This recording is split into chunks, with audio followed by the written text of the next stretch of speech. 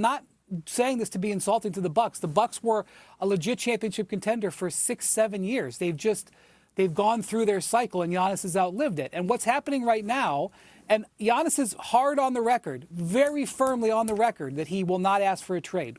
I got that. I understand. The Bucks are on the record. Doc Rivers has said we are not trading him. Those things are out there. I am not disputing those statements. I am not calling them not true. But I'm telling you, the entire NBA is circled around them right now. And if it's not teams who want to trade for Giannis in the next 2 weeks, the deadline is 2 weeks from today, it's teams that know that if there's a Giannis trade, that there's going to be offshoots of it. And that's just the truth, Stephen A. Teams believe that this is going to end in a divorce, and probably sooner rather than later. The Milwaukee Bucks need to wake the hell up and trade him. You're not going anywhere. And this is one of the top 5 players on the planet Earth. Top 5, planet Earth. Tell me 5 players who are definitively better than Giannis Antetokounmpo. You're talking about a guy right now, Wendy. He's averaging 28.2 points per game. He's shooting a career-high 65% from the field. Giannis Antetokounmpo, ladies and gentlemen, who supposedly can't shoot, is shooting a career-best 39.5% from three-point range. 39, nearly 40% from three-point range. That's comparable to Steph Curry. That's what he's doing.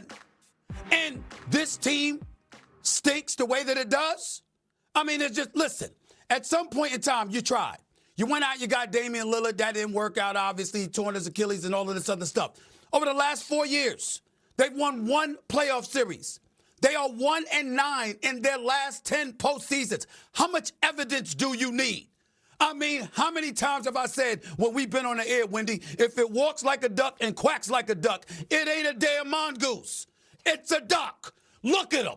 They're not good.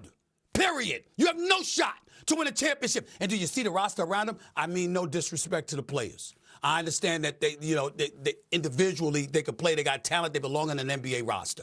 But if I'm thinking that I got Giannis Antetokounmpo, and then I look around and I see a Kevin Porter Jr. or an AJ Green or a Ryan Rollins or a Kyle Kuzma and Miles Turner, who was just in the finals with the Indiana Pacers, I'm like, hold the horses here. Let's pump the brakes. Giannis Antetokounmpo, and that's what you got with him? That's what you got with him? Now, to get to your point, Wendy, they've tried. They've been a championship contender the last 6 or 7 years. Okay, you've exhausted all your options. You got one left. You got the top 5 player on the planet Earth who's 30, 31 years of age, still giving you close to 30 a night. Career best in field goal percentage shooting and three-point percentage shooting. He's not going anywhere. He's 6'11". He's a gazelle. The brother is all world, okay? Do you have any idea what you could get for that man? You're the Milwaukee Bucks. You have a business obligation to look out for your franchise. Now, if this guy is beloved and, oh, my Lord, you trade him and then everybody is going to desert you, that would be different. Last time I checked, we're a couple of weeks removed from the crowd booing him and booing the team and him booing the crowd back, which is something he doesn't do.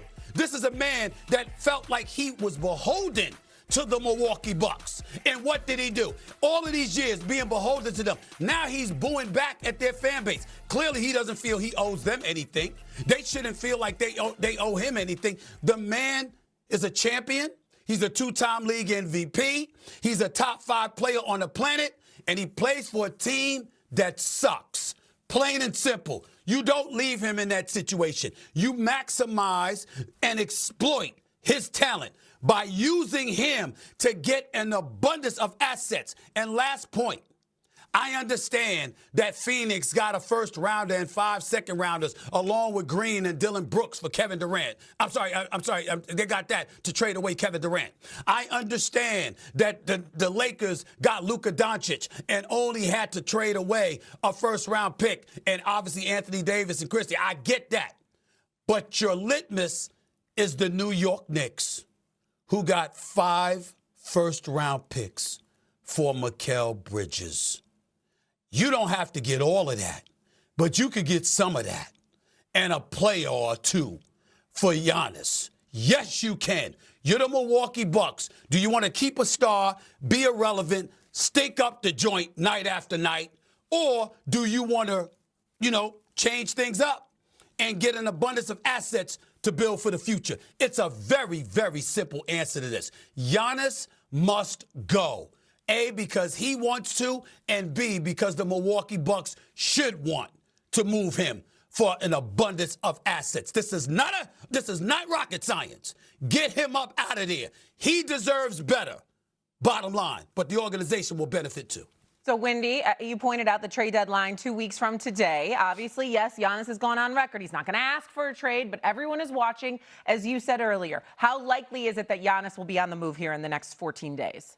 More likely by the hour, honestly, more likely by the hour. And I think really